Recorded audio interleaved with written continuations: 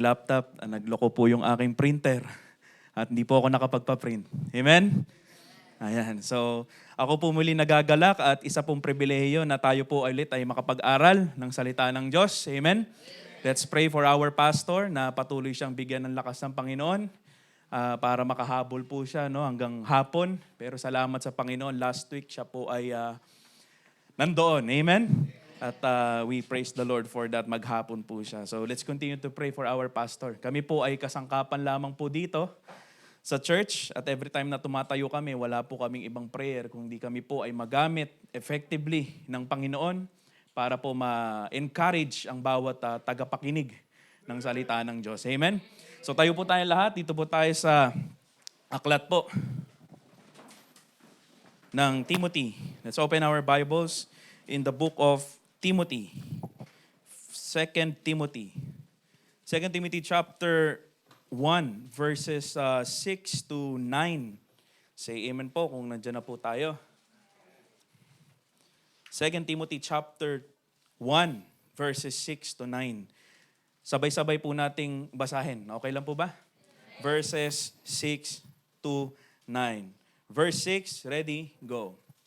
Wherefore I put thee in remembrance that thou stir up the gift of God, which is in thee by the putting on of my hands. For God hath not given us the spirit of fear, but of power and of love and of a sound mind. Be not thou therefore ashamed of the testimony of our Lord, nor of me his prisoner, but be thou partaker of the afflictions of the gospel, according to the power of God, who hath saved us and called us with an holy calling, not according to our works, but according to his own purpose and grace, which was given us in Christ Jesus before the world began. Stir up the gift of God. Tayo po'y manalangin. Heavenly Father, we praise and thank you, Panginoong Diyos, for this wonderful morning na ibinigay niyo po sa amin. Salamat po muli sa pagkakataon na kami po ay makapagpuri at makapanambahan sa inyong tahanan, O Diyos. Salamat po sa presensya ng bawat isa upang kami po ay sama-samang magpuri sa inyo at makinig ng inyong mga salita.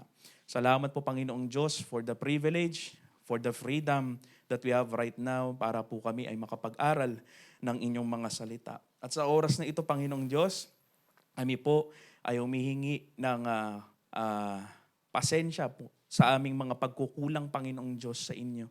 Kami po ay humihingi ng kapatawaran sa aming mga nagawang hindi kaaya-aya sa inyong harapan. Gawin niyo po kaming karapat-dapat sa umagang ito, that as we hear your word, Lord Father, wala po kaming ibang prayer kundi kami po ay kausapin ninyo ng inyong mga salita, Panginoong Diyos. By the Holy Spirit, Lord, working in us, tulungan niyo po kami na ang bawat isa po sa amin ay ma-encourage muli ng inyong mga salita. Na ang bawat isa po sa amin ay muli ma-empower ng inyong salita, Panginoong Diyos, na kami po ay patuloy na magpapatuloy sa inyong gawain. Salamat po, Panginoon, higit sa lahat sa kaligtasang binigay niyo po sa amin. Because this is the starting point of everything. Without it, Lord Father, ay wala po kami dito. Salamat po at ibinigay niyo po ang buhay niyo po para sa amin, Panginoong Diyos. At Lord, sa oras po na ito, kami po ay humihingi ng biyaya na nanggagaling sa inyong banal na Espiritu, Lord. Tulungan niyo po ang inyong tagapagsalita na ako po ay gamitin niyo lamang pong vessel unto honor at spokesperson, Panginoong Diyos, sapagkat ang tunay na kapangyarihan ay nanggagaling sa inyong mga salita, Panginoong Diyos. Lord, walang ibang maitaas, kundi kayo lamang po. After all, Panginoon, we are here for your glory alone, Panginoon. Salamat po, Panginoong Diyos, sa biyaya ninyo. Salamat po for the reading of the scriptures. Tulungan niyo po ang bawat isa. May mga problema kami, isang tabi po muna namin. May mga trabaho, may mga iniisip sa mga ibang bagay. Lord, help us to focus, to give our 100% attention to the preaching of the Word of God. Help us, Lord Father. Give us grace. Salamat po, Panginoong Diyos, sa biyaya ninyo.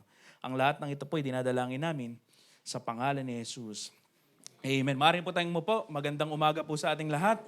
At ako po muli ay nagagalak na makapangaral ulit ng salita ng Diyos. At alam po natin na ang ating tackle or pinag-aaralan ngayong month ng June ay paano tumawag ang Diyos ng kanyang mga manggagawa sa kanyang gawain. Let us realize, mga kapatid, unang-una sa lahat, no, na ang pagtawag ng Diyos ay isang bagay na hindi katulad ng pagtawag ng kung sino man. Hindi po ito simpleng tinawag lang tayo ng kung sino man upang ang ating gagawin patungkol sa gawain ng Diyos ay para lang sa kung kanino lang. Para lang sa tao, no? Sapagkat ang pagtawag ng Diyos, according to the verse 9 na binasa po natin in 2 Timothy chapter 1 verse 9, the Bible says, who hath saved us. Amen? Tayo po ay niligtas ng Panginoon. Tayo po ay nanampalataya sa Panginoon. Tayo po ay papuntang langit. Tayo po ay hindi talunan. Tayo po dapat ay ang isipan po natin, makita natin kung gaano kahalaga ang kaligtasang binigay sa atin. Sapagkat pagtama ang ating perspective na tayo po ay niligtas ng Diyos sa impyerno, magiging tama ang ating paglakad, magiging tama ang ating paglilingkod, magiging tama ang ating attitude pagdating sa gawain ng Diyos. Sapagkat kapag hindi po natin na-value ang kaligtasan, hindi natin nakita, no? Or na-neglect natin, or kumbaga pa parang taken for granted ang kaligtasan, mga kapatid, yung calling mo, hindi mo ma-appreciate. Sapagkat sabi ng banal na kasulatan, ang sabi po ng Bible, who hath saved us and called us with an holy calling. Amen? The Bible speaks of we are called by an holy calling. Ito ay banal na pagtawag. Ito ay banal na nanggaling sa Panginoon. Puro at walang repentance. Sabi ng Bible, for the gifts and the calling of God are without repentance. Kapagkat ang Panginoon na tumawag sa atin, maaring tayo po ay ginagamit na sa ministry. Maaring tayo po ay involved into a certain ministry. Maaring ikaw ay nasa feeding, maaring ikaw ay nasa soul winning, maaring ikaw ay nasa Sunday school, maaring ikaw ay nasa multimedia, maaring ikaw ay nag-aayos ng mga upuan. But my friend, the calling na pagtawag sa atin ng Panginoon, ang naglagay sa atin ng Panginoon, at ang tumawag sa atin ay ang Panginoon. Yang calling na yan ay calling na masasabi nating banal na pagtawag sapagkat ang naglagay sa atin ang ating Panginoon. Now, if you really see that perspective, mga kapatid, ibabalyo mo kung saan ka tinawag ng Diyos. I was called to preach. I know it. I was called to teach. I know it because it was a calling from God. 10 years ago, I think 11, 12 years ago, I started teaching Sunday school. You know, I went to pastor. Sabi ko, Pastor, I really want to teach the Word of God. Please pray for me. And after so many years, no, salamat sa Panginoon at hindi ko nabibitawan ang aking ministry. Salamat sa Panginoon na nandito pa rin ako umaawit para sa Panginoon. Dahil sapagkat yan ang pinakaunang ministry na ako'y tinawag ng Panginoon, na nagamit ako ng Panginoon, at ako'y lumago sa pamamagitan ng mga awitin ng Panginoon. At salamat sa Panginoon dahil binavalue ko sa aking sarili, by the grace of God, na mahalaga yung pagtawag sa akin ng Panginoon. And that, my friend, is what we are going to tackle today. Meron kang calling, hindi ka pa maaring hindi ka pa tumutugon, o maaring maring hindi ka pa tumutugon. It's now the time that you take heed to the calling of God. You take that call. You go on. You want to be used by God. Hinihipo ka ng Diyos. Lord, what can I do through this church? What can I do for you? I pray, tawagin niyo ako into a certain ministry para maging kagamit-gamit ang aking buhay for the glory of God, sabi ng kanta. Amen? Maaring ikaw ay tinatawag ng Diyos. Pangalawa, grupo ng tao. Maaring ikaw ay tinawag na ng Diyos. At nandiyan ka na sa ministry na yan. Amen? I want us to remember, no? Maaring nandiyan ka man sa ministry, pero yung puso mo wala na. Nandiyan ka man sa ministry, pero yung init mo wala na. Nandiyan ka sa ministry, pero you are just complying para masabi, makita ng tao na nandito ako sa ministry. Para tayong church doon sa Revelation, na tayo'y lukewarm, na tayo'y neither hot nor cold, na naglilingkod sa Panginoon. Ang hinahanap ng Diyos ay yung mga tao na tinawag niya dito sa ministry na merong pusong nagiinit at nagbabaga para sa gawain ng Diyos. Sapagkat kapag hindi natin na-renew yan everyday, pag hindi natin na-renew, tatamarin ka talaga pumunta ng choir. Tatama rin ka talaga pumunta ng Sunday school. Tatama rin ka talaga mag-soul winning. Sapagkat hindi natin pinapahalagan ang banal na pagtawag sa atin ng Panginoon. And dito pa makikita po natin in 2 Timothy chapter 1, verses 6 to 9, mga kapatid, ang title po ng ating pag-aaralan, Stir Up the Gift of God. In verse 6, no? Sabi po ng Bible, 2 Timothy chapter 1, verse 6, Wherefore, I put thee in remembrance, that thou stir up the gift of God. Ang context po nito is, basahin po natin in verse 4, 5, and 6, no? Sabi po dito, verse 4, greatly desiring to see thee, being mindful of thy tears, that I may be filled with joy, when I call to remembrance the unfeigned faith that is in thee.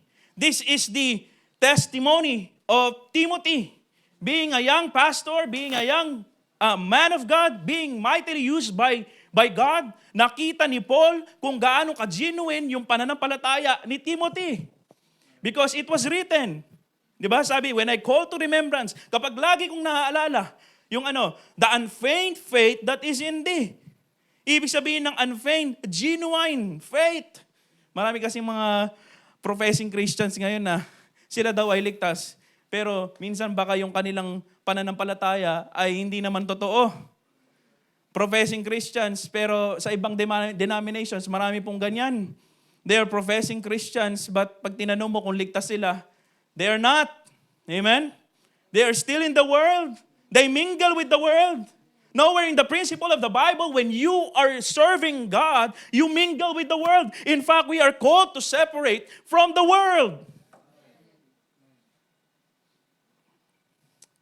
The unfeigned faith that is in thee, sabi ng Bible, naaalala ni Paul, which dwelt first in thy grandmother Lois and thy mother Eunice.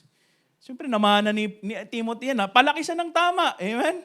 Napalaki siya ng tama. Pwede palang palaki ng tama ang mga anak natin at magiging anak natin kapag tayo pinalaki natin yan sa pamamagitan ng ating pananampalataya at nakita ng mga tao, nakita sa atin, madali nilang magagaya, mga kapatid.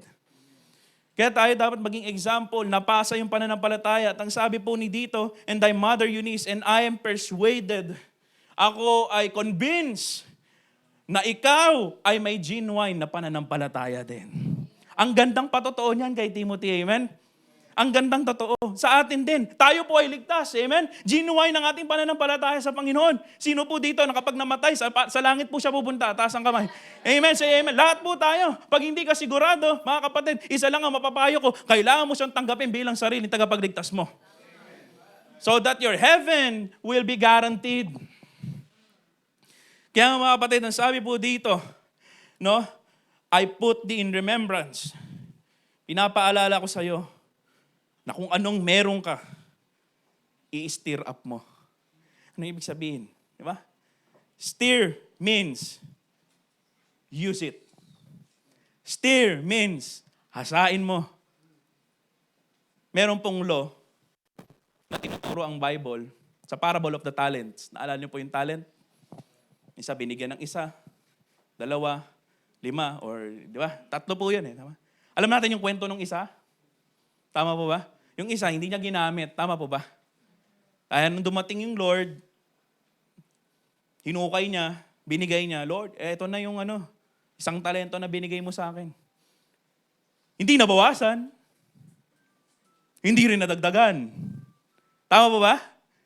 Hindi nabawasan yung isang talent. Hindi rin nadagdagan. Akala niya, sa kanyang perspective, matutuwa yung master. Tama po ba? Pero anong sabi sa kanya? The wicked and slothful servant. At alam natin yung kwento. Kunin mo yung isang talento, ibigay mo dun sa may 5. Tama po ba? Lesson. What you don't use, you lose. What you don't use, you lose. Especially sa gawain ng Panginoon. So mga kapatid, yan ang kailangan nating tignan ngayon. A gift can be present. Meron tayong mga sariling talento, meron tayong mga sariling pinagkatiwala na gifts galing sa Panginoon. Amen? And kung ikaw, nagagamit mo na yan, salamat sa Panginoon. Amen? Patuloy mong gamitin sa Panginoon. I-stir up mo. Hasain mo para mas lalong gumaling sa biyaya ng Panginoon. Amen? Yan ang ating subject na pag-aaralan ngayon. It can be present sa atin. Nasa kamay natin. Pinagkatiwala ng Diyos. But sometimes it is not powerful. Bakit? Saan natin ginagamit? Sa ibang bagay. Amen? A calling can be real. Totoo ang calling. Totoong tinawag ka. Pero maaaring hindi ka active doon sa calling. Amen? Maaaring you try to deny the call of God. A fire can be alive, but it barely burns. Meron ngang konting apoy sa ating puso sa paglilingkod, pero mauupos na. Sino pa yung ganun? Huwag niyan, taas yung kamay niyo. Meron pa bang ganun dito? Napaka-spiritual niyo po. No. Di ba? Lahat po kayo burning with fire. Di ba? Hindi. Sometimes, yung ating init sa paglilingkod, malapit nang maupos. Tama po ba? Malapit na minsan ma-wipe out. Tama po ba? At hindi yun ang dinidesire ng Diyos sapagkat ang sabi ng Bible, no? Kailangan nating i-stir up yung ating panawagan. Kailangan nating i-stir up kung saan man tayo tinawag ng Diyos. Kaya mga kapatid, I have 3 points. No? Number 1, the neglect of the call. Let us study stirring up the gift of God. The neglect of the call. In 1 Timothy chapter 4, verse 14.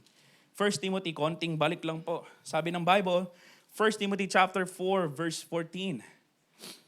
Neglect not the gift that is in thee, which was given thee by prophecy, with the laying on of the hands of the presbytery.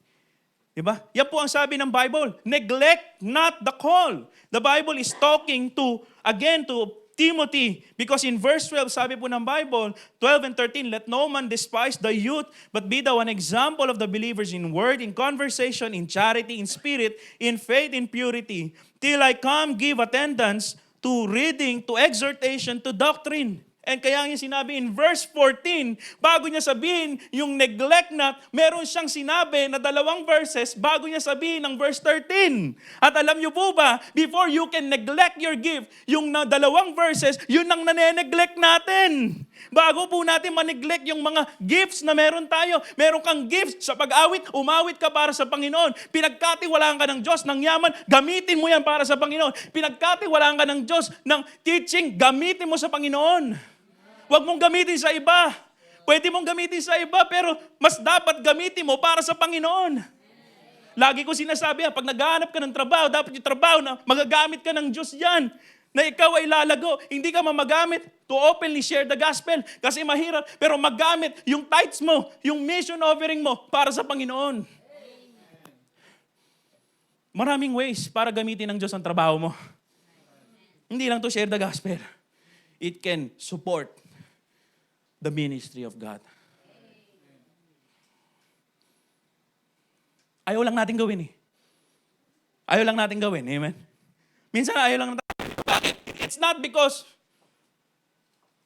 ayaw natin. It's because lack of faith. Lord, pag binigay ko ito, totoo ba? Lord, pag binigay ko ito, laging may kondisyon. What if ibigay mo muna sa Panginoon? And tignan natin kung anong bibigay ng Panginoon sa'yo. What if i-honor muna natin first ang Panginoon? Sa ating trabaho, sa ating mga ginagawa, what if i-honor muna natin siya before we expect something from Him? Amen? Because we sometimes when we give, we are expecting to receive back. And guaranteed naman yun dahil sinabi ng Bible yun. Pero the motive, because we give, we want to glorify God first and we want to honor Him. Tama po ba? Kayo po ba nagpunta kayo sa church dito para i-glorify kung sinong katabi nyo? Kayo po ba nagpunta dito sa church para kausapin yung katabi nyo lang? Nandito lang po ba tayo sa church para lang, umawit na ng feel good, too good dito at gusto nyo lang marinig, ma-preach kung anong gusto nyo marinig? Hindi. Because this is a Baptist church. This is the way of our encouragement. Masakit, maanghang, matamis, maalat, mapait. Yan ang salita ng Diyos. Amen? Maraming mga verses na matamis pakinggan sa ating isipan. Maraming mga verses pwede nating ilatag yan. Pero mostly, ang kailangan natin is yung mapait. Sapagkat yung mapait, yan ang magpapagaling sa atin. Neglect not the call. The verse 14, sabi ng Bible, neglect not the gift that is in thee. So you see, if you have the gift, it is still in your hands kung paano mo gagamitin na sa Panginoon. Kung gagamitin mo ba sa Panginoon o hindi, because the gift can be neglected. In sub-point under this, the gift can be neglected. Mga kapatid, Timothy didn't lose the gift. Diba? He didn't lose the gift. But somehow, he was being reminded by Paul not to neglect it. Timothy na yan Timothy yan. How about you, Jay pa? Ako na lang. Baka mamaya sabihin nyo, pinapatamaan ko kayo. Sarili ko na lang, di ba? Neglect. In Hebrews 2:3, the Bible says, sabi ng Bible, Hebrews 2:3, how shall we escape if we neglect so great salvation, which at the first began to be spoken by the Lord and was confirmed unto us by them that heard Him. Ito yung sinasabi ko kanina. If we are going to just, ito naman ay tumutukoy doon sa mga hindi talaga tumanggap sa Panginoon. They neglected the gift of salvation. How shall they escape the damnation? Hell, how shall they escape it if they neglect the salvation? Tama po ba? So many people, when you try to witness to them, Jesus Christ is not real. Heaven is not real. The Bible is not real. It's just a fairy tale. Naka-experience na ba kayo ng ganyan? Mga hindi naniniwala sa Bible, yung mga nagsasolwin, ay, hindi ako naniniwala sa Bible Pag tinanong mo bakit, basta hindi ako naniniwala Di ba? Maraming mga ganyan. They neglect the gift of salvation. Pero praise God, you are here because we didn't neglect the gift of salvation. We are here because we accepted the gift. Praise God for that. We are not longer going to hell. We are going to heaven. Salamat po. Hindi nyo po ba nakikita yan? That alone should be the encouragement to keep on keeping on. That alone should give you the victory. And the discipline. Diba? And then the motivation. Okay, motivation na. To keep going for the glory of God. Even though the road might seem na talagang hindi umaayon sa ating sariling gusto. Yung mga situation ay out of control natin. Hey, God is in control. And you must remember that you are saved. When we are called, because we are saved, God doesn't call those who don't say. Hindi gagamitin ng Diyos ang hindi ligtas. Sa panahon natin ngayon, sa kanyang ministeryo,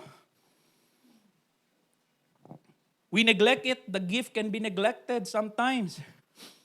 And the reason these are neglected ay primarily because of number one, fear. We neglect the gift because of fear. In 2 Timothy, balik po tayo sa ating text. 2 Timothy chapter 2, verse 7. For God hath not given us a spirit of fear. Diyan natin i-apply. Hindi tayo binigyan ng espiritu, ng fear ng Panginoon. Bagkus tayo ay binigyan ng power. Amen? Binigyan tayo ng kapangyarihan na maging anak ng Diyos. John 1:12. Nung tayo po ay tumanggap sa Panginoon, tayo in-enable niya, tayo ay ginawa niyang papunta ng langit. At hindi mahirap sa Diyos na gamitin ka para sa gawain ng Diyos. So what is your excuse? Not being used by God in the ministry. Young people, please, i-devote ninyo yung inyong time para maglingkod sa Panginoon. I-devote ninyo. Sapagkat pag dumating ang mga responsibility sa buhay ninyo, pag dumating na kayo ay nagkatrabaho, nagkapamilya, nagkaroon ng maraming responsibility sa buhay, somehow, mababawasan yung paglilingkod ninyo. Kaya habang available pa kayo, paggamit kayo sa Panginoon. Tama ba? Yung people? Parang hindi kayo agree. Kailan ba? Kailan ka pa magpapagamit? Ang sabi ng Bible, remember now thy Creator in the days of thy Youth, while the evil days draw nigh. What are those evil days? Pag may time na may rayuma ka na, pag may time na may sakit ka na, pag may time na may cancer na tayo, pag may time na matanda na tayo. Yun yung tinatawag na evil days sa buhay natin. Amen? Ngayon, malakas ka pa. Ngayon, hindi ka makakatandaan, pero ginagamit ka pa rin ng Panginoon. Magpagamit ka sa Panginoon. Huwag mo i-neglect yung gift na binigay sa'yo ng Panginoon. Dati kang umaawit, ngayon hindi ka na umaawit. Dati kang gumagawa, nagluluto para sa church, hindi ka na nagluluto. Dati kang involved sa soul winning, wala ka na. Neglect. Amen? Mga kapatid, bago kayo tamaan, ako muna. Okay po? This is a reminder to me. And I'm so blessed. Lord, thank you so much. Thank you so much for reminding me. This is a holy calling. This is not the work of the leader in the ministry. This is not the ministry of the leader. This is your ministry. Ang Sunday morning, gawain ba ng Diyos? Sagot po kayo. Gawain ng Diyos. Ang Sunday evening, gawain ba ng Diyos? Ba't hindi tayo umattend? Ang Wednesday prayer meeting, gawain ba ng Diyos? Ang Friday, gawain ba ng Diyos? Ba't wala tayo? Hindi yan gawain ng tao. Gawain ng Diyos. Amen? Gawain ng Diyos. Nehemiah, when he was building the wall, may mga kalaban siya eh. Si Sanballat, Tobaya, ano ba pangalan nun? 3 yun eh. Sabi nung 3 kaaway niya, ginagawa mo lang naman yung wall kasi nagpapalakas ka dun sa hari. Ba't di ka bumaba dyan? At mag-uusap tayo. At meron akong ipopropose na maganda. Alam mo, sabi ni Nehemiah, why should I go down? I am doing a great work. May ginagawa akong maganda. Nehemiah's perspective was right. Tama itong ginagawa ko, maganda to. Ganun ba ang tingin natin sa ministry? Ganun ba ang tingin natin mga preachers pag nagpipreach kayo dito na hindi para burden, kundi ito'y avenue na gamitin ka ng Diyos? Dapat ganun natin tignan, amen? Kahit mahirap yan, kahit busy tayo sa schedule natin, we must do the best that we can to not neglect what is the calling of God in our lives. Don't fear for tomorrow. Don't fear for your work. Don't fear for anybody else. Fear God and fear no one else.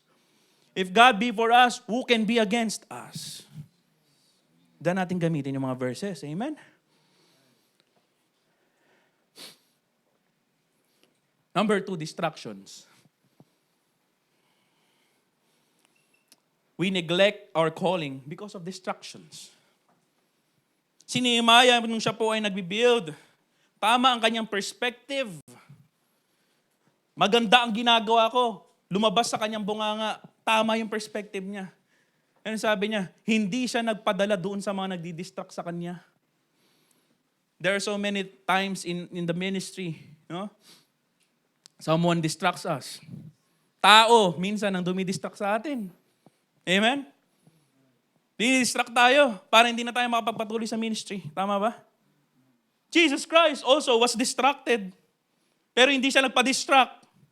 When he was tempted in Matthew chapter 4 to turn the stones into bread. Tama? Dinidistract siya ng kaaway. Biruin mo, sabihin mo sa Diyos na lumalang na lahat.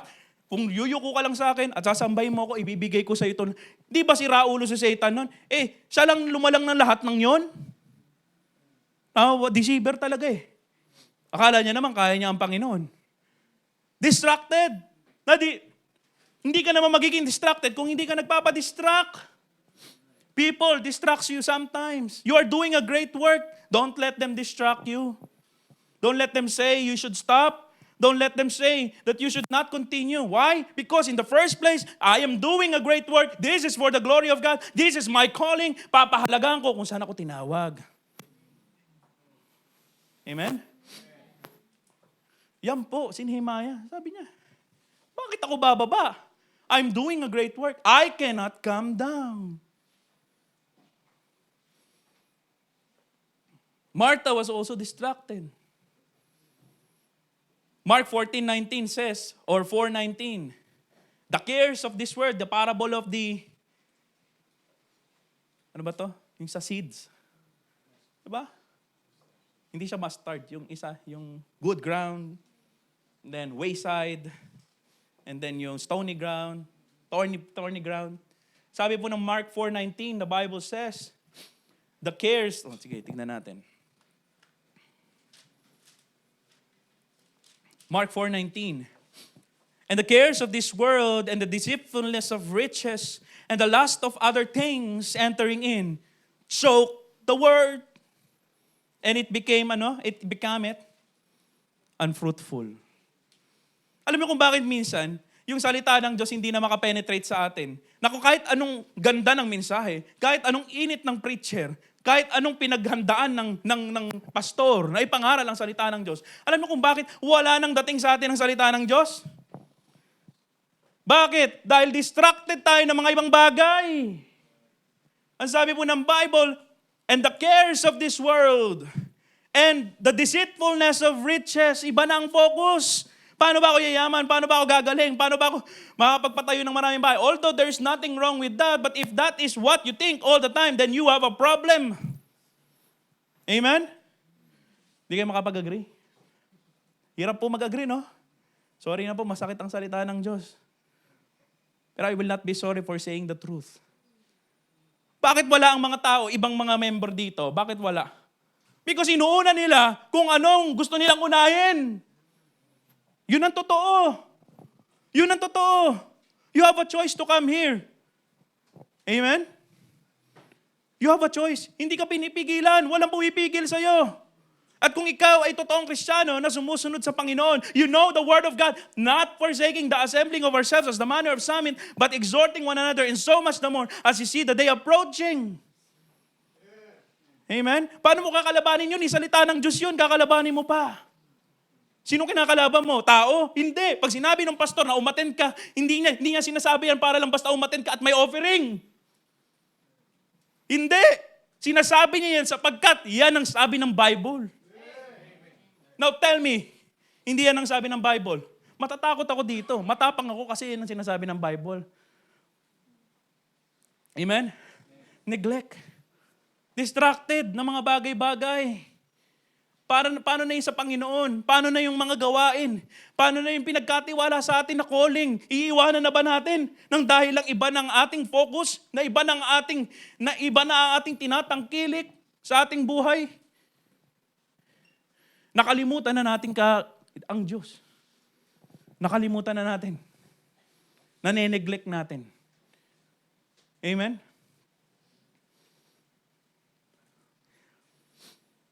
In 2 Timothy 2:4, tingnan natin, 2 Timothy 2:4, doon lang po tayo sa text natin.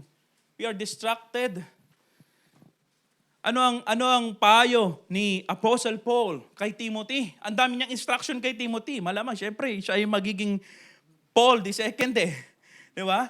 Pinapasa niya na yung baton kay Timothy. Sa kanya nga sinabi, I have fought a good fight. I have finished my course. I have kept the faith. Di ba? O ano sabi po dyan sa 2 Timothy chapter 2 verse 4? No man that warreth, nakikipaglaban. Because ang context po niyan ay si Timothy ay tayong mga Kristiyano ay inihalin tulad sa isang soldier. Ang soldier ba? No? Ang sabi dito, basahin muna natin, verse 4, no man that warreth entangleth himself with the affairs of this life. Ang soldier focus sa kanyang misyon. Maprotektahan ang kailangan maprotektahan. Mapagsilbihan ang dapat mapagsilbihan. Alert, awake, enthusiastic. Tama po ba? Yan ang soldier. Ang tulog ng soldier, hindi yan tulog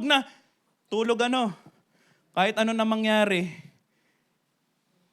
tulog pa rin. Pero pag nandyan yung Shopee, gising. Tumawa rin kayo, di ba? Tatawag pa dun sa labas, gaganon pa yun. Shopee po, gising Pambira, nung kumakalampag ka na, walang nangyari, hindi gising no? Pero pag Shopee tumawag, gising. Ang sabi po ng Bible, no man that warreth. Tayo po ba'y nakikidigma? Tayo po ba ay mabuting kawal ng Diyos? Lahat tayo ay kawal ng Diyos. Soldier, yes sir. Whatever the Lord commands, yes, we will go. Yan po, tanggapin mo man natin o hindi, tayo yung mga soldier. At ang sabi ng Bible in verse 4, no man that warreth entangleth himself with the affairs of this life. Ang daming affairs, ang daming chismis. Hindi yan nagdedwell sa isang soldier. Dahil ang kanyang soldier ay ang goal niya, ma-please kung sino man ang tumawag sa kanya. Hindi yan nakikinig ng mga ganyan. Hindi niya ini-entangle ang sarili niya with the affairs of this life. Soldier, matibay yan. Whether Navy SEALs or dito sa ground, di ba? Whether Scout Ranger. Pag Scout Ranger, kabisado ang bundok. No? Meron pala kaming lolo, abat, general. Kilalang kilala. Kilala niyo po ba yun? General Abat daw. Oh, kaya pag sinabing Abat, pag nahuli ka dun sa Clark, sabi mo lang, apo po ako ni General Abat. Ay, yes sir, yes sir. Pero hindi naman ako nahuli doon. Meron pala kaming lolo na talaga na general. Hindi ko siya nakilala, hindi ko siya nakita. Pero kilala daw siya. Well, wala lang. Bakit ko ba nasabi yun? Parang isa kang general, isa kang soldier, na ready kang lumaban para sa master mo. Na hindi ka nagpapa-apekto sa kung ano mang sinasabi nitong mga taong ito, or na mga bagay nito, o na mga pangyayaring ito. You are not entangling yourselves with the affairs of this life.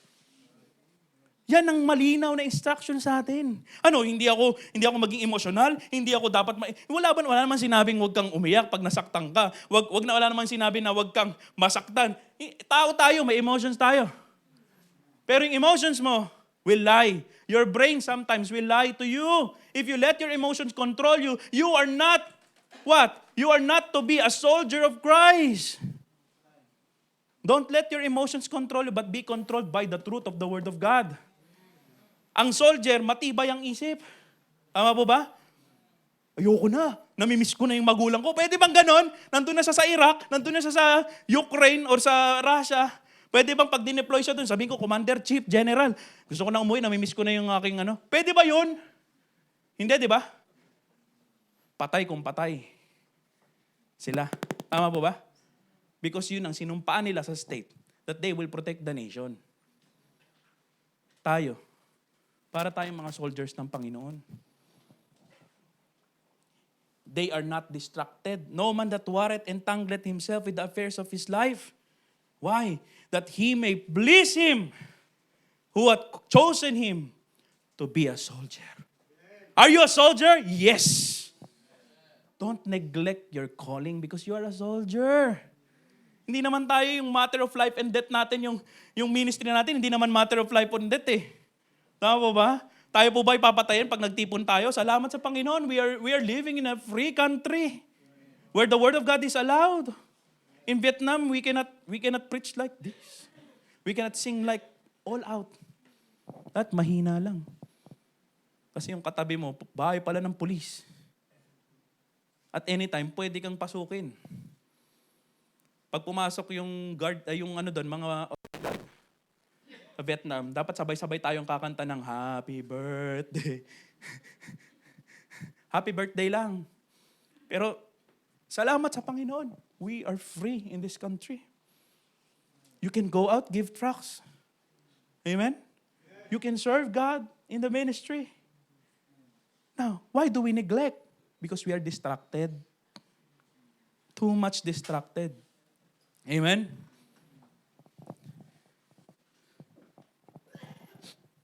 The devil says, sometimes nandyan tayo sa ministry, but we are distracted. Pwede pa rin yun mangyari. Nasa ministry ka pero distracted ka. Ginagawa mo ministry pero distracted ka, tama? Ang tanong ko, anong resulta? Yung ba ay pag dinaan sa apoy ng Diyos, mananatili? O kapag dinaan sa apoy ng Diyos, masusunog? Parang wood, hay, and stubble. Tama po ba? Umawit ka dito, distracted ka, wala ang puso mo. Judgment seat of Christ, wood, hay, stubble. You will lose it. Amen? So the devil says, you don't have to quit. I don't have to make you quit. I'm just going to distract you. Yan ang sinasabi ng demonyo.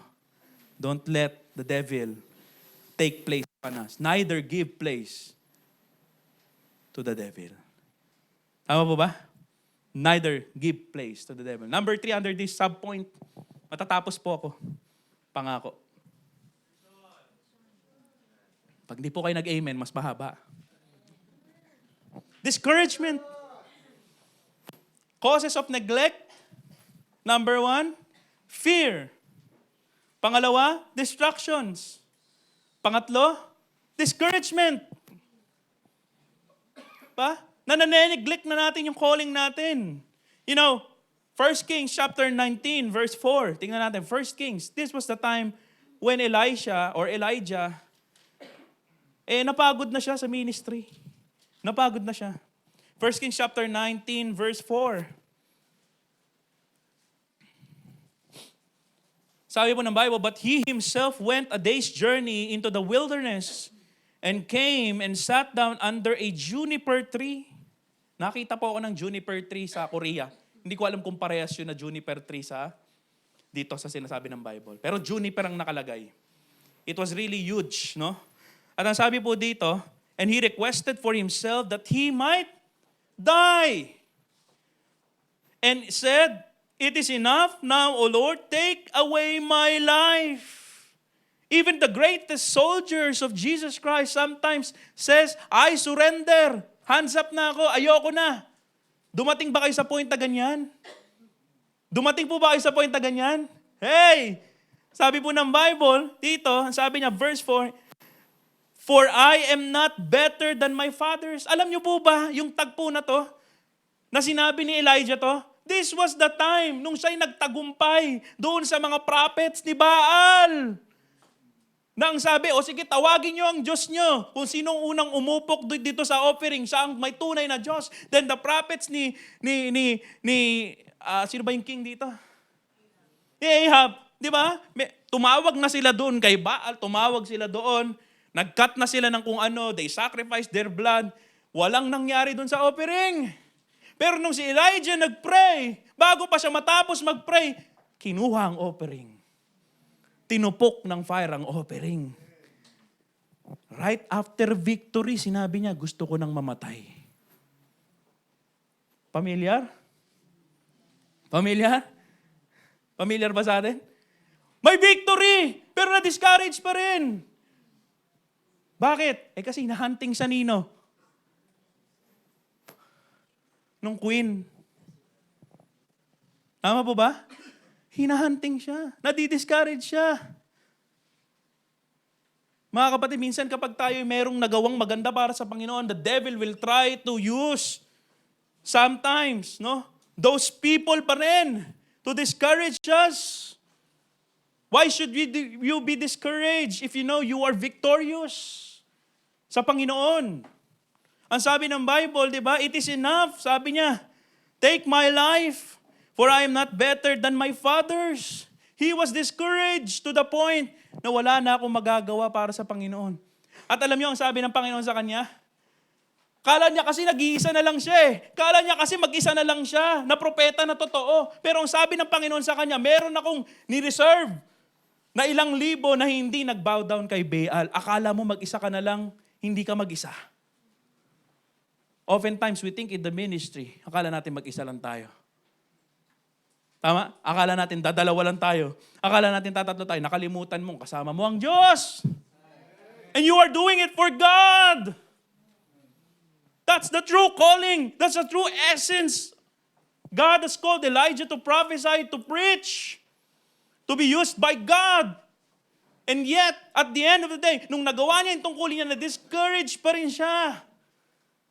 We are not better than Elijah, but we can learn from Elijah. When the time comes that you are being discouraged by someone or by something, don't be discouraged. Amen? Do not be. Sabi ng Bible, fear thou not, for I am with thee. Kasama mo ako.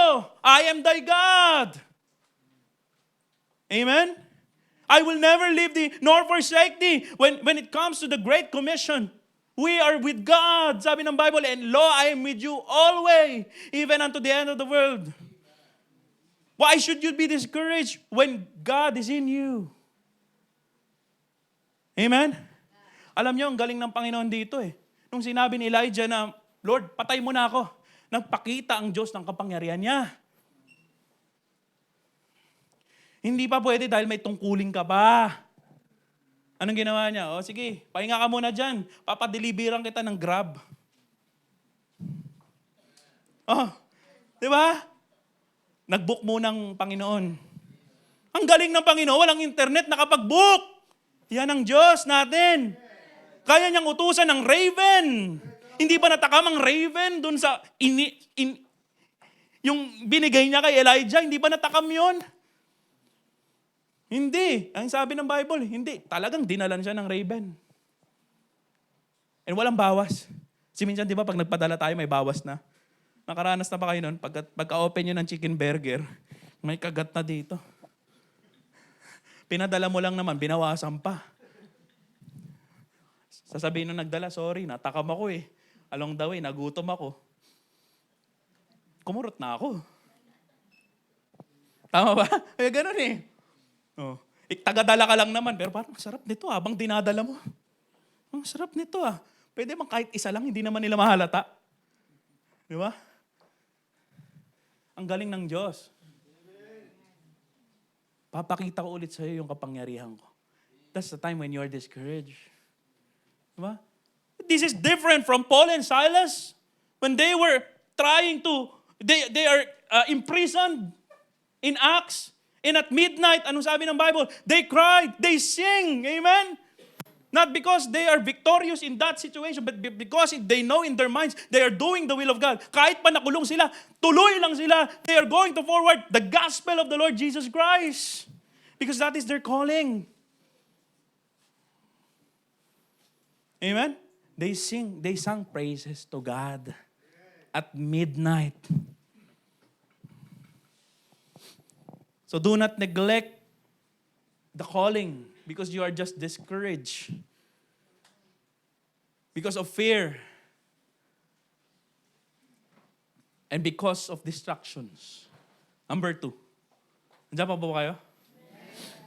Pag nag-amen po kayo ng mabilis, 15 minutes, tapos na ako. Yan. Yan ang gusto natin. Ayaw natin makinig.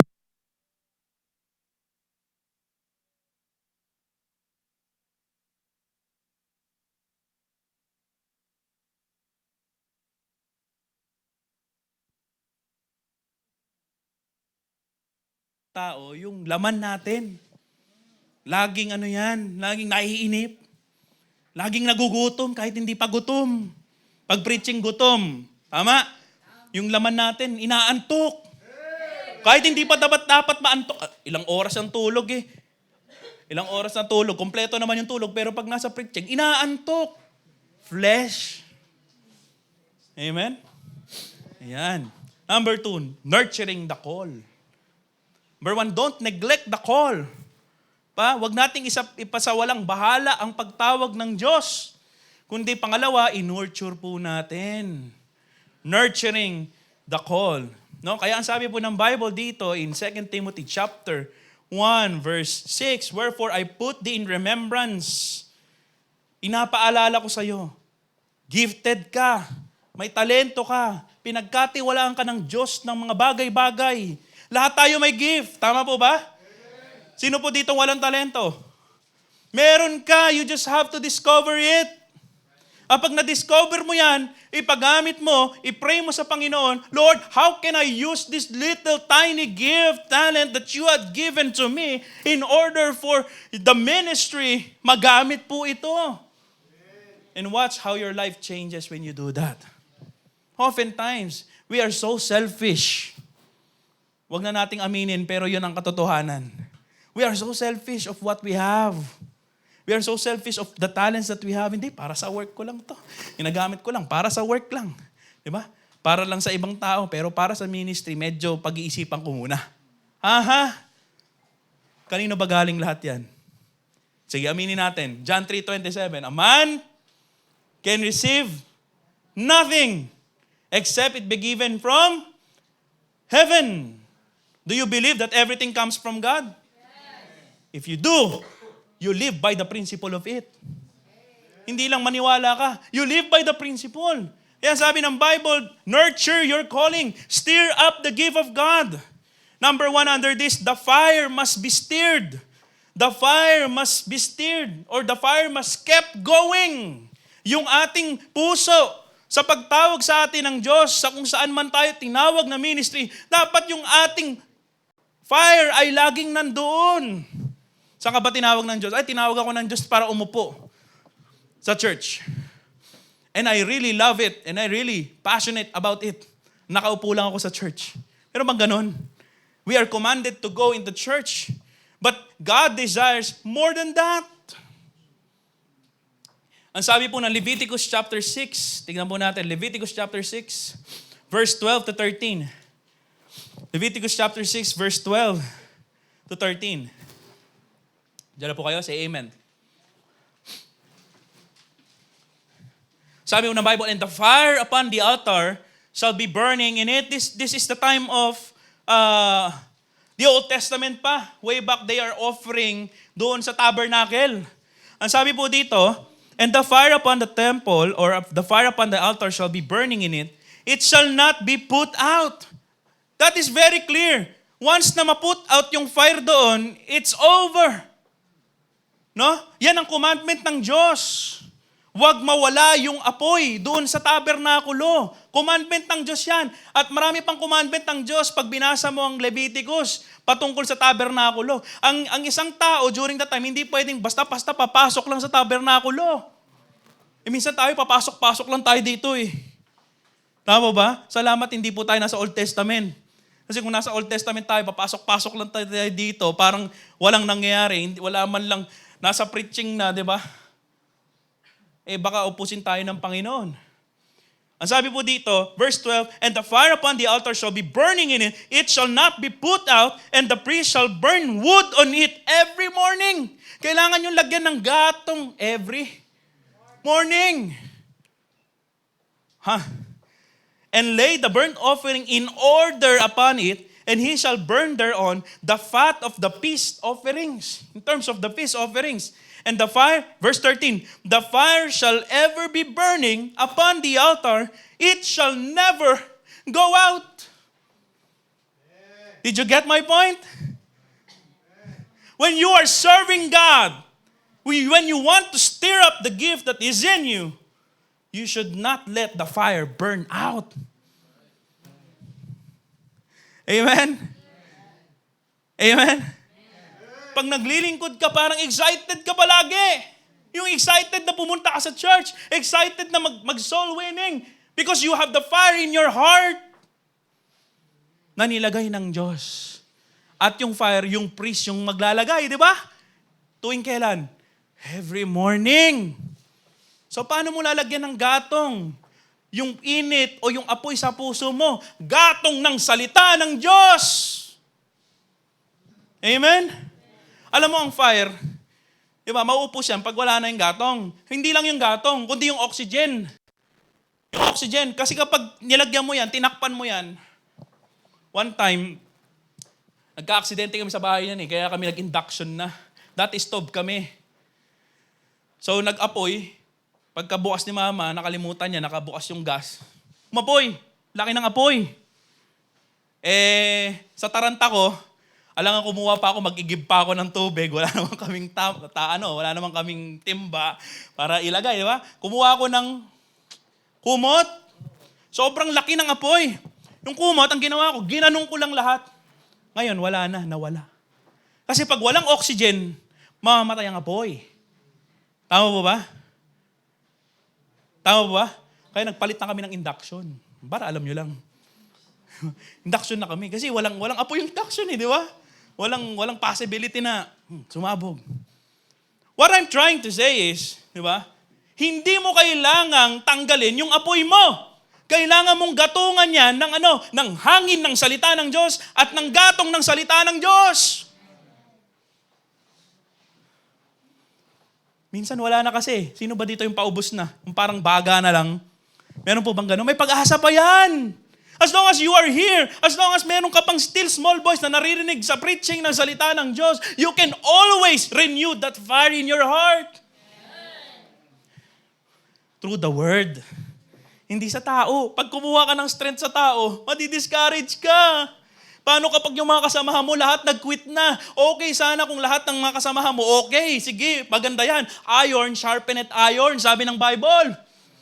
Kaya didikit ka doon sa iron din.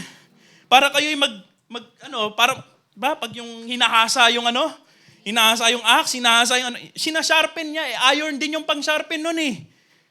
Pero paano kung wala na yung mga iron friends mo? Si Iron Man na lang.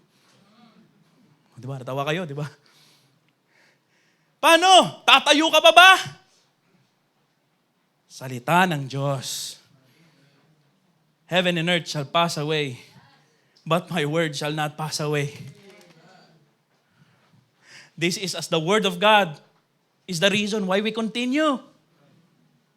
This is the reason why we still preach the word. This is the reason why I'm standing here. This is the reason why we keep going on. It's the word. Amen? Don't put your fire out. Quench not the spirit. Huwag mong tanggalin yung apoy ng Espiritu ng Diyos. Diba, kinakausap ka ng Holy Spirit, bigyan mo ng tracts, di ba? Oftentimes, hindi natin nabibigyan na kasi, una, nahiya tayo. Pangalawa, wala tayong lakas ng loob. Pangatlo, we deny. Basta we deny. Hindi ko kaya, Lord eh. Di ba? Pero if God is telling you to do something, do it. Amen? Huwag mong hayaan yung fire mo mawala. We are excited pa ba tayo? Yan ang tanong eh. Not only excited, but also empowered pa ba tayo sa ginagawa natin? Are we still enjoying and at the same time we are empowered doing God's ministry? Yan ang mga tanong sa atin eh. Are we still hindi lang excited, hindi lang empowered? Kasi minsan empowered women yung empowered women. No! If you are a man, you must be the leader. If you are a man, be a man. Amen? Be a leader. Saan mo dadali ng family natin? Salita ng Diyos. Amen? Excited. Empowered. Pero yung huli, minsan, hindi na natin na-enjoy yung calling. Instead na enjoy, exhausted. Amen? Parang burden. Sayang time. Huwag mong sabihin sa akin hindi nangyayari yan ngayon. Dahil nung time ni Malakay, ganon ang trato nila. Nung time ni Hagay, ganon ang trato nila. Saan? Sa templo.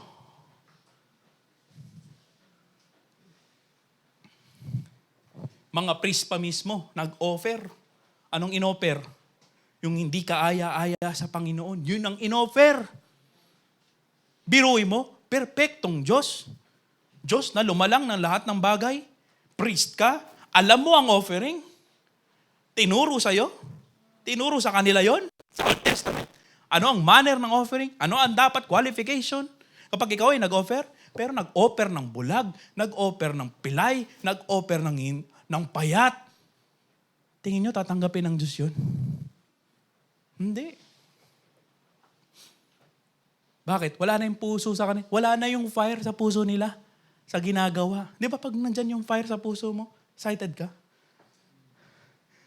Kahit di ka na iyain pumunta ng church, ikaw pa magagalit pag na-late sa church. Di ba?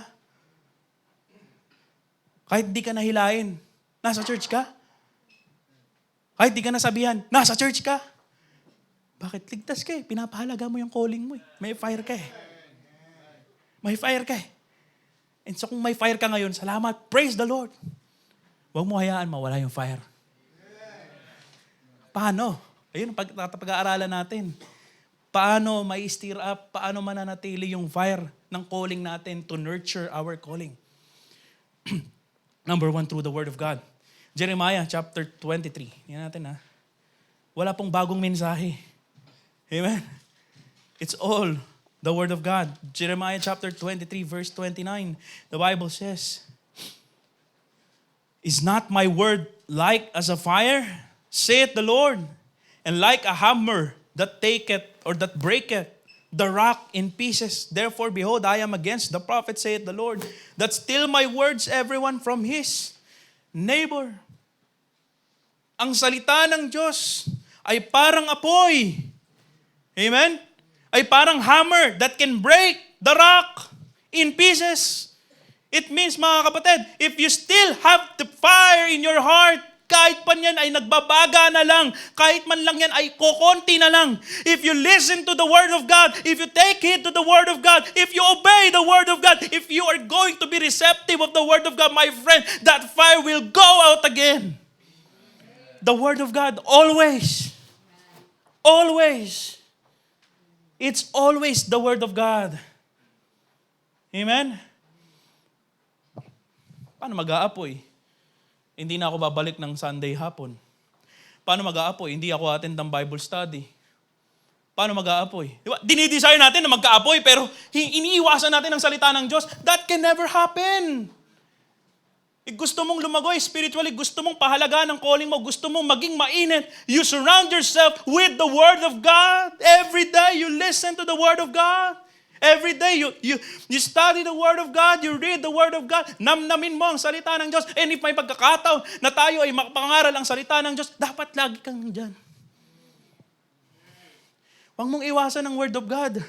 Kahit anong iwas mo, hindi ka makakaiwas dyan. Bato-bato sa langit, tamaan, huwag magalit. Diba? Ang mga unbeliever, hindi tatamaan yan ng Word of God. Kasi una, mali, unless they have relationship with the Lord Jesus Christ. Now, if you are saved, sa preaching ba, pinagpipray pa rin natin, Lord, tulungan mo ako. Nakausapin mo ako ng salita ng Diyos ngayon. That's my prayer, my friend, as a preacher. As a preacher, I just don't want just to preach. Tigilan na natin yung ganyang language. Just lang, basta lang. Okay na yan. Tigilan natin yung ganon. We want what's the best for God. Pinipigay niya yung best, pero tayo patsi-patsi. Mahiya naman tayo sa Panginoon. Kaya as I was preparing this, Lord, forgive me. Forgive me. I'm not worthy. I just use me. Marami akong pagkukulang. Pero I would like na itama yung aking sarili dito. His word is like a fire. In Jeremiah 20 verse 9, the Bible says, diyan pa po ba tayo? 20 verse 9, the Bible says, "Then I said, I will not make mention of him, nor speak anymore in his name. But his word was in mine heart, as a burning fire shut up in my bones. And I was weary with forbearing, and I could not stay." Jeremiah said that. Ayoko na sanang makinig. Ayoko na sanang sabihin ang kanyang pangalan. Jeremiah yan. But yung salita niya, na sinabi niya sa akin, it stayed up in my bones. And I could not just sit down and watch my people, do the wrong thing, but I will prophesy to them. Kaya nga si Jeremiah is the weeping prophet. Why? Because nung panahon niya, grabe pinagdaanan nito. Amen? Siya nga rin ang sumulat ng Lamentations Ang salita ng Diyos ang makakapag-build up sa atin. Ang salita ng Diyos ang makakapagbigay ng fire sa atin. Huwag mong pigilin ang salita ng Diyos. Amen? In Psalm 119, verse 105, "Thy word is a lamp unto my feet and a light unto my path." Yan ang sabi ng Bible. Yeah, under this, how can we steer up? Number 1, through the Word of God. Number 2, through prayer. Sa pananalangin. In Luke chapter 18, verse 1, the Bible says, Luke chapter 18, verse 1, we can nurture our calling through prayer, and we can steer up the gift through prayer. Luke chapter 18, verse 1, "And he spake a parable unto them to this end, that men ought always to pray and not to faint." Wala nang init, wala nang fire. But puro activity na lang kasi ang ginagawa. Mag-pray ka rin. Amen? Maging prayerful ka para maging malapit ka doon sa King of Kings and Lord of Lords. Para laging meron kang dalang baon, meron kang laging dalang fire, yung apoy ay laging nagniningas yung apoy sapagkat kausap mo, yung pinaglilingkuran mo. Hindi pwedeng gawa ka lang ng gawa, amen? Maganda, gumagawa ka ng gawa, pero kapag ang personal prayer life mo at ang personal devotion mo, napabayaan mo, yan ang pinakadelikado sa lahat sapagkat pwede mong gawin ang ministry, pero yung fire, wala na. Tama? Sabi ko po sa inyo, pag di po kayo nag-amen, hanggang alas 12 tayo dito. Pag may natulog po, alas 12 po kayo.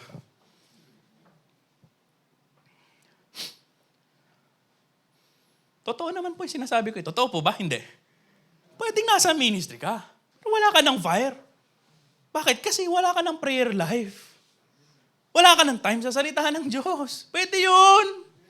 Maawit ka dito. Mga awit mo, wala ka namang, hindi mo naman iniintindi. Hindi mo naman binabasa talaga sa salitahan ng Diyos. Wala rin. Nag-soul winning ka, nasa multimedia ka. Huwag kayong maging ganong Kristiyano. Maging grounded, rooted kayo sa salitahan ng Diyos. Tayo. Na naglilingkod tayo, pwede natin, yes, God has given you the ability to do it. You are fulfilling it. That's wonderful. That's great. But if your devotion is bagsak, wala po yan. Yung apoy mo, sooner or later, mabe-burnt out ka lang. Hindi burning. May panagkaiba yung burnt out sa burning. Burnt out, wala na. Pus na. Para alam niyo yung di ba kapag may siga, pag yung kulay nung smoke ay puti, ibig sabihin, the fire is out. Di ba? Wala na yung Pero pag black pa yan, ano pa yung fire, tama ba? Pag may sunog. Pero pag white na yan, wala na. Parang na lang yan, singaw na lang, tama po ba?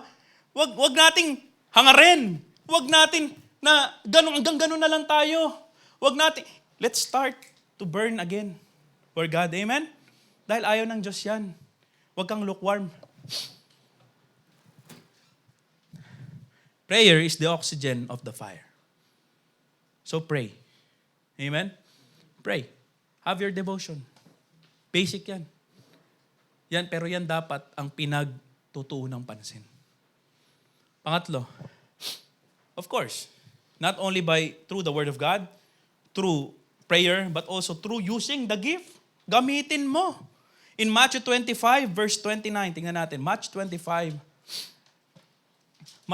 chapter 25, verse 29, the Bible says, For unto everyone that hath shall be given, and he shall have abundance. But from him that hath not shall be taken away, even that which he hath. Verse 30, And cast ye the unprofitable servant into outer darkness, there shall be weeping and gnashing of teeth. Sabi ng Bible in verse 29, I would like to emphasize, For unto everyone that hath shall be given, and he shall have abundance if you use it. The parable of the talents, kagaya ng sinabi natin dito, di ba? Yung isa nakatanggap ng isa, hindi niya ginawa yung tungkulin, kinuha sa kanya. Yung dalawa nakatanggap ng dalawa, at yung 5 or 3 or 5 nakatanggap ng 5 ulit.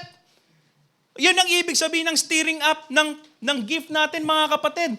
Katiwala ka ng Diyos, ng talento, gamitin mo para mas lalo pang palaguin ng Diyos. You cannot stir up your talent if you're not going to use it. Remember the principle. If you don't use it, you will lose it. Tama? Paano kung may pera ako? Papagamit ko ba sa ministry? Well, anong sagot doon? May property ako, papagamit ko ba sa ministry? May kotse ako, papagamit ko ba sa sa ministry? Tingnan nyo, yung mga tao na hindi pinapagamit ko, anong meron sila? Kristiyano, alam yung kailangan. Alam na kailangan gawin yon. Alam na kailangan paggamit yun sa Panginoon. Ano nangyari?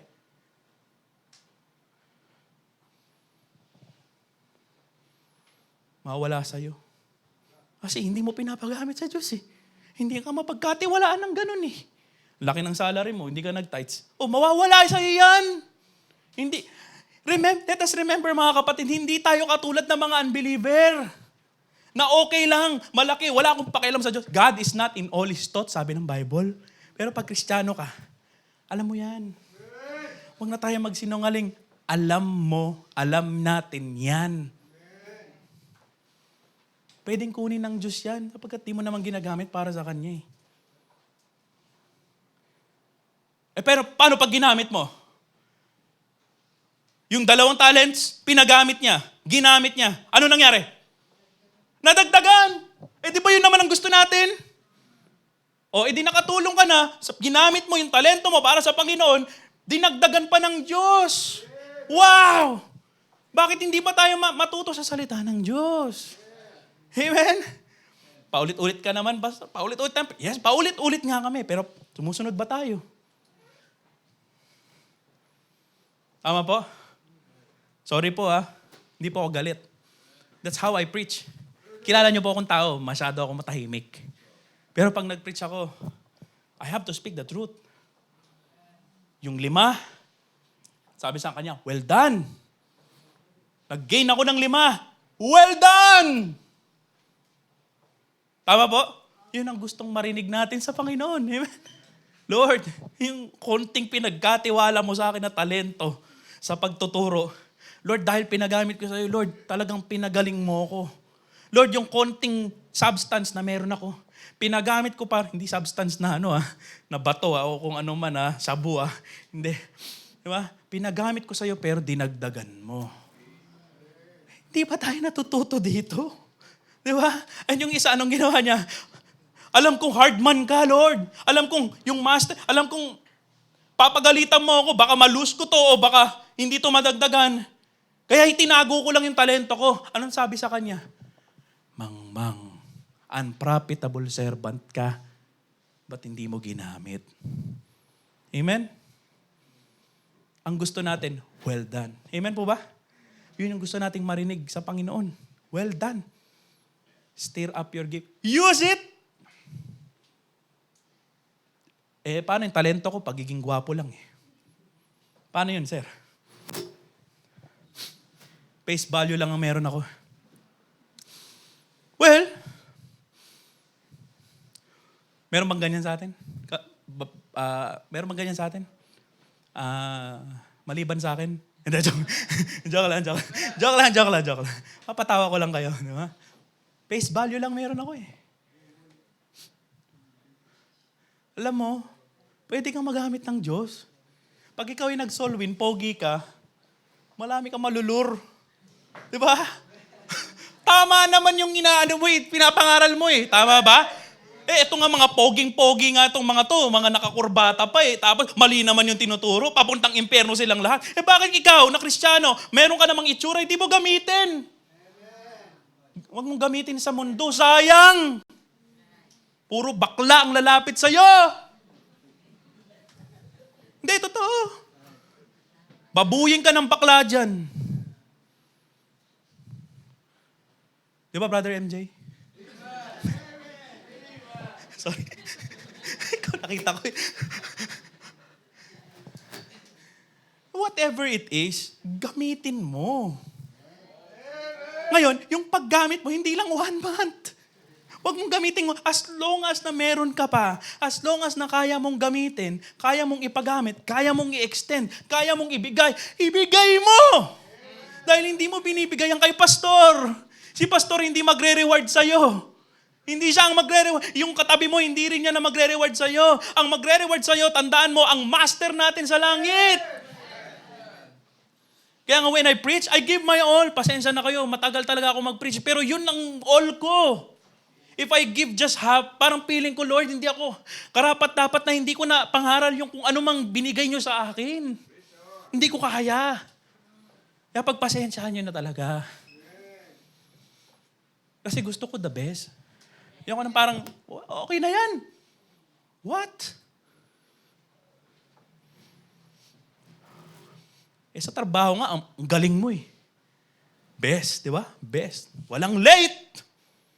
Sino dito ganon? Ako po, lagi akong late. Sorry. Nalilate ako lagi Parang lagi akong Sorry po. Sorry sa Panginoon, di ba? Minsan nalilate ako Pero sa trabaho, wala kang late. Mas takot ka pa sa boss mo. Tama ba?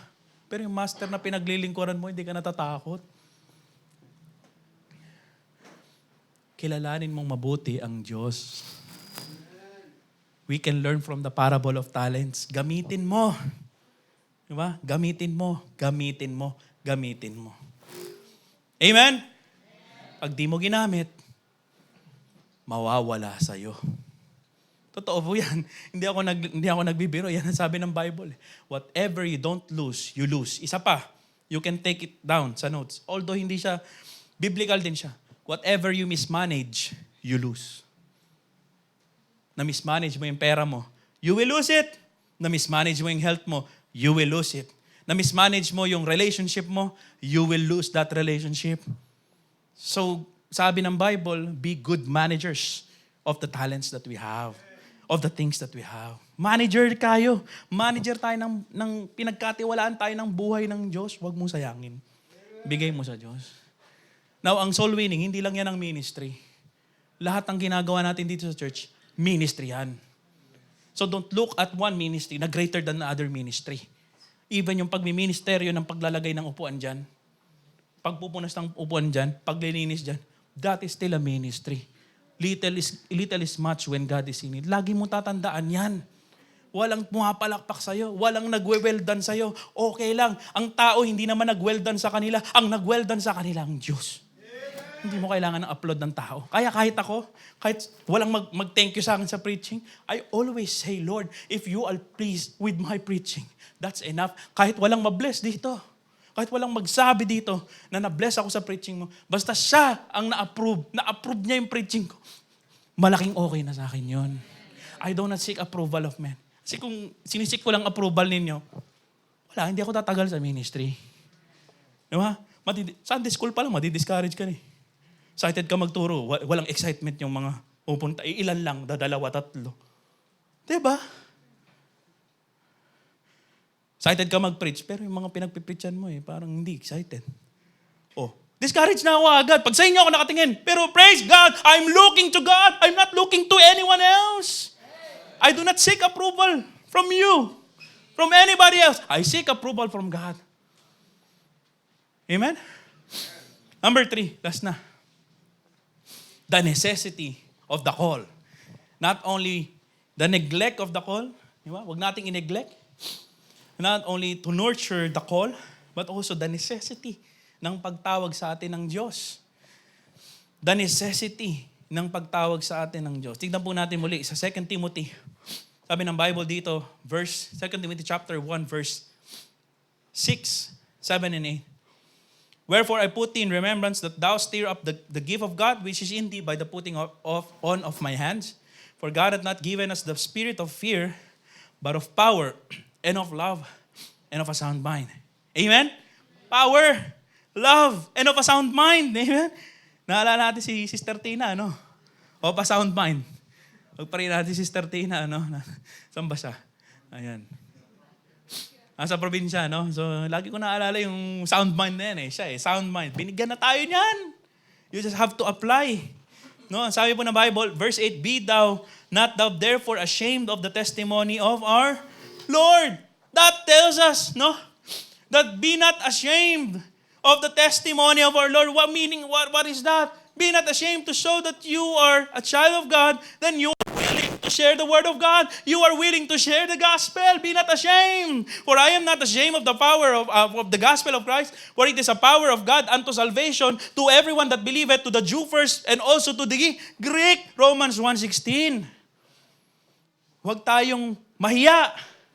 Sabi ng Bible, be not thou therefore ashamed of the testimony of the Lord, nor of me his prisoner. But be thou partaker of the afflictions of the gospel according to the power of God. Be thou partaker. Kapag tayo ay naglilingkod sa Panginoon, kapag tayo pinapagamit natin ang buhay natin sa Panginoon, kapag tayo ay nag-soul winning sa Panginoon, sometimes yung mga tao, kinukutya tayo, sometimes yung mga tao magsasabi ng hindi maganda sa atin. Pero dapat, ang lagi nating iisipin ay hindi tingin ng tao, kundi tayo ay tinawag to share the gospel sapagkat yan ang necessity ng pagtawag sa atin ng Diyos. Why do you sing in the choir? For an encouragement. Kapag may mga bisita, makita sa atin na tayo po ay taga-mensahe, taga-dala ng mensahe, ng awitin ng Panginoon kapag may mga unbelievers. Amen? Yan po ang necessity. It's a necessity pag tinawag ka ng Diyos. In verse 9, who hath saved us and called us with an holy calling, not according to our works. Wow. Hindi tayo tinawag ng Diyos according to our works. According kung ano yung nagawa natin. You know, when Moses was called by God, he is not good in speaking. Amen? Lord, hindi ako magaling. Di ba? Hindi ako magaling magsalita. I am of a slow speech. Lagi ko naaalala yan si Moses eh. Kasi maraming rason si Moses. Bakit hindi siya tutugon sa panawagan ng Diyos? Ang dami niyang rason. Tinignan niya sarili niya. Di ba? Pero God enabled him. Amen? Sabi niya dito, not according to our works, hindi sa ating mga gawa, but according to His own purpose. So pag tinawag ka ng Diyos, hindi ang purpose mo ang masusunod. Amen? Tinawag ka ng Diyos for a purpose, and that purpose you should know. Revelations 4:11, to give glory to God. Sa Kanya lang. Amen? Glory sa Kanya. Thou art worthy, O Lord, to receive glory and honor. Yan ang Revelations 4:11. For thou hast created all things, and for thy pleasure they are and were created. Number one under this, there is a necessity of our call because the souls are at stake. The souls are at stake. Romans 10:14, how shall they hear without a preacher? Yung mga kaluluwa sa paligid natin ay kunti-kunti ng napupunta sa impyerno. Pag hindi tayo naging tapat sa calling sa atin ng Panginoon. Yung mga kaluluwa ay araw-araw namamatay, ang daming taong namamatay. Amen? How shall they hear without a preacher? Kaya nga, lahat tayo tinawag mag-soul win. Alam niyo po ba yun? Kung meron mang isang common ground, tinawag tayo lahat to share the word. Go ye therefore and teach all nations, baptizing them in the name of the Father and of the Son and of the Holy Ghost, teaching them to observe all things whatsoever I have commanded you. And lo, I am with you always, even unto the end of the world. Tama po ba? Mark 16:15. Tama po ba yun? Sabi niya, go ye into all the world and preach the gospel to every creature. Because the souls are at stake. If we do not take heed to the calling of God, itong mga kaluluwang ito mapupunta sa impyerno. Anong importance na tayo'y maging matatag sa panawagan natin? Kasi isa sa mga panawagan natin is maging soul winner tayo. Yun. Diba? Paano tayo magiging soul winner kung hindi natin magampanan yung mga bagay na pinagkatiwala sa atin ng Panginoon? In Ezekiel, diba, sinabi niyan, 3:18, His blood will I require at thine hand. Sinabi rin ni Apostle Paul yan sa Acts, I am free from the blood of all men. Bakit? Lahat ng kanyang makakasalamuha, lahat ng kanyang makakasama, ay he make sure, he see to it na lahat yon ay masishare niya ng salita ng Diyos. Kaya niya nasabi that I am free from the blood of all men. Hanapin niyo po yun, nasa Acts yun, Acts chapter 11 ata o 26, di ba? Yun nasabi, I am free from the blood of all men. Sapagkat bayad siya. Siya rin na nagsabi sa Romans na I am a debtor, ako ay may utang sa kanila. Diba? May utang ako kapag hindi ko sinare ang gospel. Kaya nga, mga kapatid, let's view the calling as it is really necessary. Na talagang importante. Amen? Take heed to the calling. Number 2, because your life has a purpose.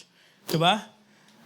Your life has a purpose. Sinabi natin kanina dito sinabi ng Bible, 2 Timothy chapter 1, verse 9. What saved us and called us with an holy calling, not according to our works, but according to His own purpose and grace, which was given us in Christ Jesus before the world began. Your life has a purpose. Don't waste it. Amen? Amen po? Parang tulog na kayo Gutom na kayo? May purpose yung buhay mo. At ang purpose niyan, para magamit ka ng Diyos. Wala talagang ibang purpose yan. Don't worry about your family. God can take care of that. Don't worry about your siblings. God can take care of that. Don't worry about your education. God can surely take care of that. Don't worry about your lifetime partner because God can provide. Don't worry about your business because God can take care of that. You just have to be willing first to be used by God. Matthew 6:33, but seek ye first the kingdom of God and His righteousness, and all these things shall be added unto you. Unahin mo ang Diyos because your life has a purpose, and that purpose is just more than just your business, your family, yourself, or your siblings, etc. Lahat ng reasons mo, unahin mo ang Diyos, and all these things shall be added unto you. Amen? Yan po ang sabi ng Bible. Why don't we just, we memorized it. Why don't we live kung ano yung sinabi ng Bible? Di ba? Sabi ng Ephesians 2:10, for we are His workmanship, created unto good works. Kaya tayo, naligtas na tayo at ang ating purpose ay gumawa ng mabuti. At masasabi mo bang paggawa ng mabuti ang paglilingkod sa Diyos? Yes! Tama po ba? Yan ay magandang bagay. Yan ay magandang gawa. Ang paglilingkod sa Diyos, ang pagtawag, pag-take heed sa calling mo, ang pananatili sa calling mo, yan ay magandang gawa. Hindi dahil para maligtas ka. Hindi dahil ikaw ay ligtas na, kaya mo tinutupad yung calling mo. Amen?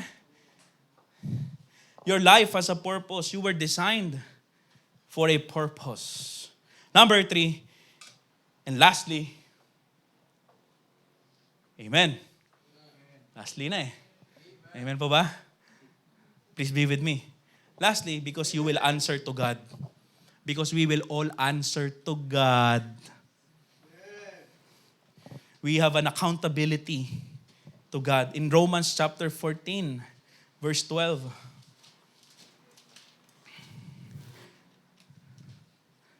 Romans chapter 14, verse 12. The Bible says, so then every one of us shall give account of himself to God. Naniniwala po ba kayo dito? Na someday, tatayo tayo sa harapan ng Diyos. Na someday, magbibigay sulit tayo sa Panginoon. Na someday, di ba, i-judge tayo ng Panginoon in the judgment seat of Christ. Hindi niya tatanungin doon, ligtas ka ba o hindi? Hindi niya tatanungin yon. Sapagkat nandun ka eh. Pag nandun ka, ligtas ka. Ang tatanungin niya, binigyan kita ng talento. 1 talento, 5 talento, iba-iba, 3 talento. Anong ginawa mo doon? Diba? Ipagbibigay sulit natin sa Panginoon. We are accountable. Pag sinabing accountable, pag may nangyaring hindi maganda dyan, kung ikaw ang point person dyan, kung ikaw ang overseer dyan, pag may hindi naman nangyaring maganda dyan, ikaw yung accountable. Tama po ba? Pag ang isang manager, accountable ka dyan. Accountable ka sa mga under mo. Tayo accountable tayo lahat sa Diyos.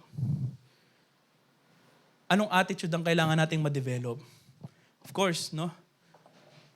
Take heed sa calling natin. Gawin natin yung calling natin. Amen? With joy. Diba? Not just endure. Enjoy. Don't be exhausted. Diba? Be excited. Puro ina, no? Isip pa ako ng isa. Diba? Dahil gawain ng Diyos. Yes, may mga tao talaga na hindi mo mawawala, hindi mo maalis sa isipan mo, na gumugulo sa'yo. Pero ipagpasa Diyos mo lahat, sapagkat tayo'y mananagot sa Diyos at hindi sa tao. If I preach not the gospel, woe is me. If I preach not the whole counsel, woe is me. Ako ay haharap sa Diyos. Pag ako, hindi ko na-preach ang tama, ako ang kawawa. Pag tayo hindi natin nagawa yung calling natin, tayo ang kawawa. Amen? You will not lose your salvation. Don't get me wrong. You will lose the rewards. Amen? After all, naglilingkod tayo for eternal rewards at hindi sa reward ng tao. Tayo naglilingkod sa Diyos at hindi sa tao. Kung naghahanap ka ng salary habang naglilingkod ka sa Diyos, diba? Ibang klase yun. Dahil ang paglilingkod sa Diyos ay walang hinihinging kapalit.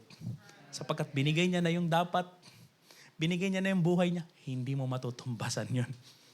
Amen? So kaya nga ang challenge sa atin ngayon in Romans 11:29, last na po.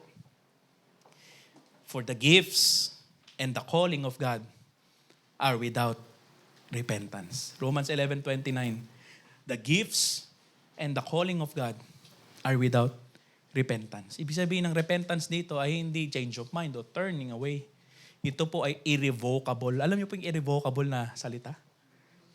Di ba? Irrevocable. Hindi mo na pwedeng bawiin. Ang Diyos, ganyan ang sabi niya. No? The gift is still there. God hasn't changed His mind. Nasa sayo pa rin yung gift. The call is still there. Tinatawag ka pa rin ng Diyos. And the fire can still burn again, mga kapatid. Because the gifts and the calling of God are without repentance. So go back to God. Lagyan mo ng gatong ng salita ng Diyos. Lagyan mo ng hangin ng salita ng Diyos. Yung fire natin to stir up the gift of God. Tayo po'y manalangin. Heavenly Father, salamat po sa inyong mga salita. Salamat po, Panginoong Diyos, muli sa pagpapaalala sa amin na kung ano man ang mga nasa kamay namin, ay pagyamanin namin ito at magamit ito para sa inyo, Panginoong Diyos. Tulungan niyo po kami, Panginoon, to be good stewards and good servants, Lord Father.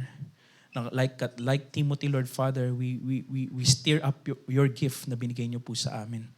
Lord, kayo po ang patuloy na tatawag sa mga tao, mga kapatiran na maglingkod sa inyo. At sa mga tinawag niyo na Panginoong Diyos, may you keep them in the love of God and in their calling. Maging kami po na tinatawag ninyo, Panginoong Diyos, sa gawain, ay maging on fire kami palagi. At hindi po mangyayari yon apart from your word. Salamat po, Panginoong Diyos, kung meron man sa amin na almost mawala na yung fire. Lord, tulungan niyo po kami na hindi ito totally mawala.